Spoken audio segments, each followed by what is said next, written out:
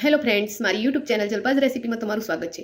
આજે આપણે નાના મોટા બધાને ભાવે એવું કંઈક બનાવવાના છીએ. તો ફ્રેન્ડ્સ, રેસીપીને લાસ્ટ સુધી જોજો. રેસીપી ગમે તો વિડીયોને લાઈક અને શેર કરજો.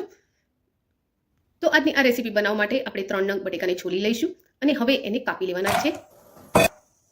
તો આ રીતે એને જાડી અને લાંબી પટ્ટીઓમાં કાપી લઈશું.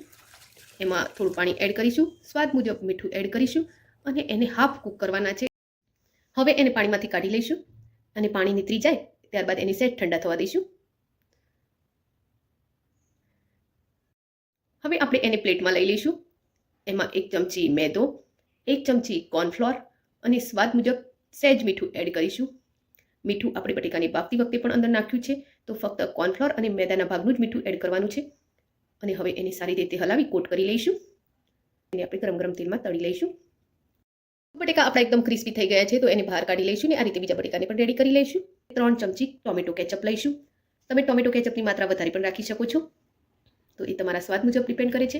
એમાં આપણે 2 ચમચી રેડ ચીલી સોસ એડ કરીશું અને 2 ચમચી સોયા સોસ એડ કરી લઈશું.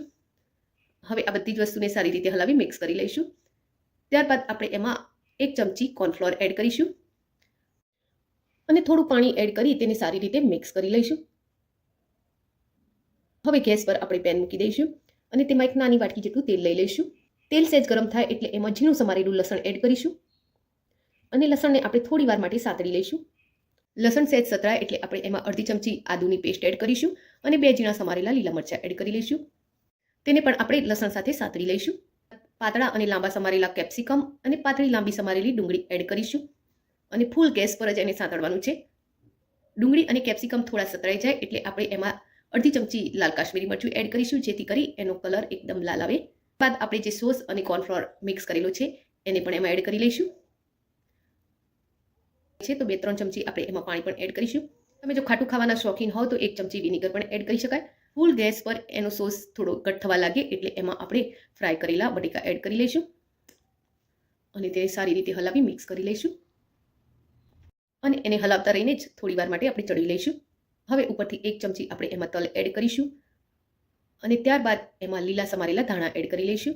તો આ આપણી ચીલી પટેટો રેડી છે. તો આપણે એને એકદમ ડ્રાય થવા દઈશું. તો તૈયાર થઈ ગયેલી ચીલી પટેટાને હવે ગેસ પરથી આપણે નીચે ઉતારી લઈશું અને સર્વ કરી લઈશું.